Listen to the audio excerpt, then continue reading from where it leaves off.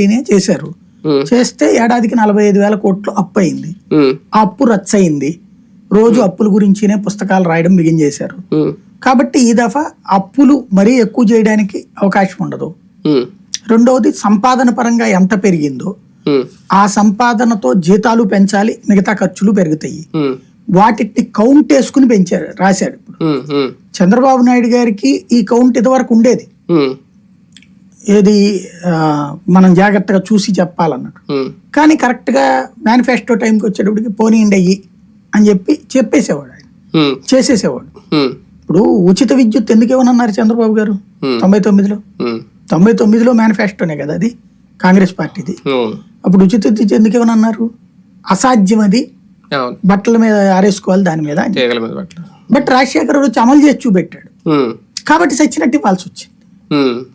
అది అదే చంద్రబాబు నాయుడు వచ్చేటప్పటికి సంపూర్ణ రుణమాఫీ, డ్వాక్రా రుణమాఫీ చెప్పి చెయ్యలా, అదే ఇతను అమలు చేసి చూపెట్టాడు జగన్మోహన్ రెడ్డి. డ్వాక్రా రుణమాఫీ రైతులకి చంద్రబాబు ఇస్తానన్నది ఇవ్వకపోతే జగన్ ఇస్తానన్నది ప్రతి ఏడాది ఇచ్చాడు కదా. 12,500 అన్నది 13,500 అది ఇచ్చాడు కదా, కేంద్రం దాంతో కూడా కలిపిన ఓవరాల్. కాబట్టి ఇతను ఏమంటాడు, నేను చెప్పేదే చేస్తానన్నదే చెప్తానంటాడు. ఆయన నన్ను నమ్మండి నేను చేయగలను అంటాడు, ఆయన నమ్మండి నేను చేపిస్తానంటాడు పవన్ కళ్యాణ్. వాళ్ళిద్దరితో మాకు సంబంధం లేదు, మా మేనిఫెస్టో వేరంటుంది బీజేపీ. తేడా.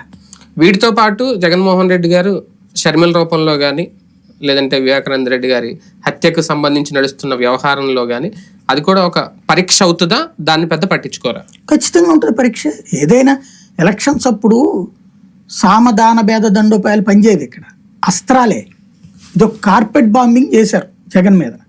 మనకి కార్పెట్ బాంబింగ్ అంటారు. కార్గిల్లో యుద్ధం సందర్భంలో అప్పర్ హ్యాండ్ పాకిస్తాన్ వాడదు. ఎందుకంటే మనమేమో వాస్తవంగా ప్రతిసారి ఈ చలికాలం వచ్చినప్పుడు మనము కిందకి దిగిపోతాం, వాళ్ళు కిందకి దిగిపోతారు మంచుక పర్వతాల నుంచి. దిగిపోయిన తర్వాత